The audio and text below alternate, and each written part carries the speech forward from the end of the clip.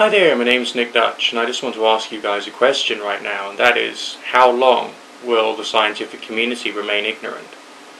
And I mean that, it's a very important, very serious question for me to ask people. How long will the scientific community remain ignorant? Why would I be saying this? Now, some of you people know I work as a professional psychic. I read tarot over the internet and telephone and the rest of that. But I'm not talking about that because that's like an entertainment service.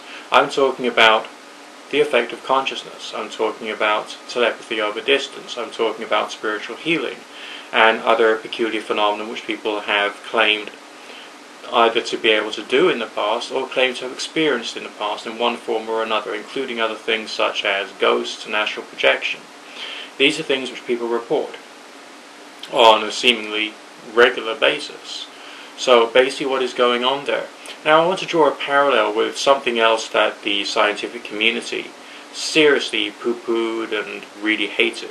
And that's a disease called ME. I don't know whether you've heard of it. It was known many years ago as the yuppie flu. And some people said this is a fake disease, it doesn't exist. People who say they've got it, they're just malingering, they're just saying that they don't want to do any work, they're being lazy, and all the rest of that. And all the other symptoms associated with ME were put down to complete fabrications because there was apparently nothing visibly wrong with the bodies of these individuals in accordance with medical science at that time. Within the past few days, it appeared on the BBC News that an apparent physical cause has been discovered for ME, a certain abnormality or damage to white blood cells in ME sufferers, which demonstrates that there is a physical cause to this disease and shows that the disease itself is in fact real. How many other things are the scientific community going to say that they don't believe in, or that they want to poo-poo or destroy through their argumentation? How many other things which are actually real, and I mean actually real, does the scientific community want to attack? Despite the work that I do, I've actually got some respect for James Randi. Why have I got some respect for James Randi? Because people like him enable other individuals in the world to develop a certain level of skepticism to things which they may have heard or have seen on YouTube or seen on television. And I think that's actually quite a good service. But I don't feel it takes into account the full picture. Now, if there is some kind of interconnectivity of human consciousnesses, the James Randi Educational Foundation, even with their $1 million they've got squirreled away in some kind of account somewhere, would not be able to afford to do the full research to be able to investigate this. But it's not just a question of whether the forces exist or whether the phenomena actually occurs. It's a question of what are the characteristics of the phenomena. How can it be controlled? How can it be recreated? What are its limitations? Does it only work when concentration is being applied? Or is there some operation over time? It may well be that the reported cases of people doing prayer and getting some kind of health benefit in the individual they're praying for may have actually had a very real effect, but it only had an effect during the time when consciousness or concentration was being applied in certain states of mind, and then after those states of mind have ebbed away because the individual doing the praying had moved on and got busy doing the chores that they had to do on that particular day, then the apparent healing effect, whatever that is, may have subsided.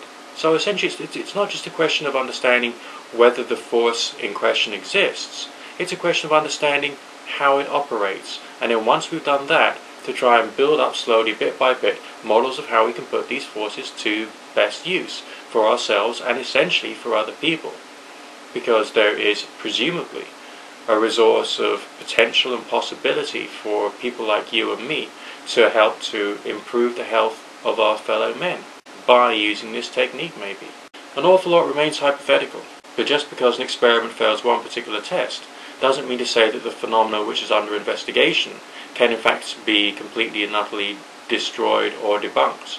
It can only be debunked under those circumstances of that particular experiment, and that will of course be dependent upon the understanding that people have of that particular force at that particular time. So in reality, the experiments which have been done to debunk alleged forces have not actually debunked them. They have debunked certain specific circumstances under which certain individuals have believed that they operate, and the ways in which they believe that they operate. If the universe is made up not only of matter but also of dark matter, which makes up a large percentage, possibly even as much as 95 or 96% dark energy and dark matter, how many different forms of dark matter are there? How many different forms of dark energy are there?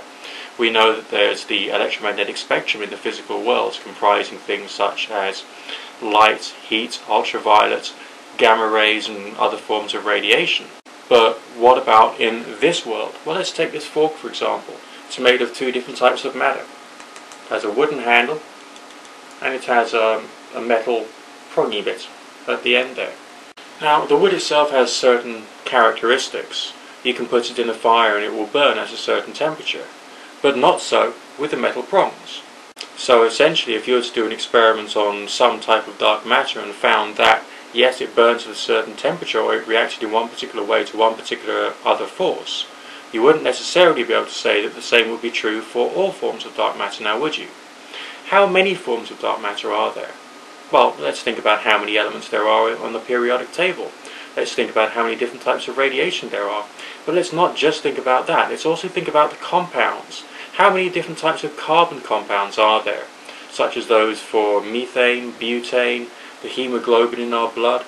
There's a myriad. Surely there must be a myriad of other different types of dark matter. And what about types of dark energy? Is there some kind of spectrum of dark energy? And precisely how does it operate? And if about 95% of the entire universe is made up of dark matter and dark energy, surely some of this is within me and passing through me, including through my brain. Does dark energy and dark matter have some kind of bearing to play upon consciousness, whether it's human consciousness or animal consciousness? You see, at the moment, there's too many questions. There's not enough answers. But we certainly cannot discredit the possibility of there being other forces in this universe that we do not properly understand yet. Remember that ME was regarded as being a fictional disease in the 1980s. A fictional disease. And now it's being recognized as being something which is real and true and actually exists over a very long period of time. And that's despite countless claims of individuals saying they're suffering from certain symptoms. So even if something does exist in the physical world, the scientists won't necessarily be able to pick up on it straight away, nor will they be able to apply their reasoning or their knowledge to be able to understand a force which is present in the physical world, let alone something which is present in dark matter or the metaphysical world. My point is that there's so much that people do not understand. And partially because of that, there's lots of people willing to exploit other people's better nature about these various things. And that is difficult and that is dangerous. But also, there are people who are part of the scientific establishment who are also trying to protect their careers.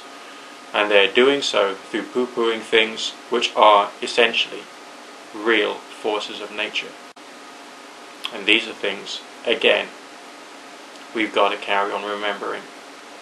There's more to life and there's more to nature than things that you and I or the scientific elite can possibly fully comprehend right now. My name's Nick Dutch, and that's my opinion for today. God bless.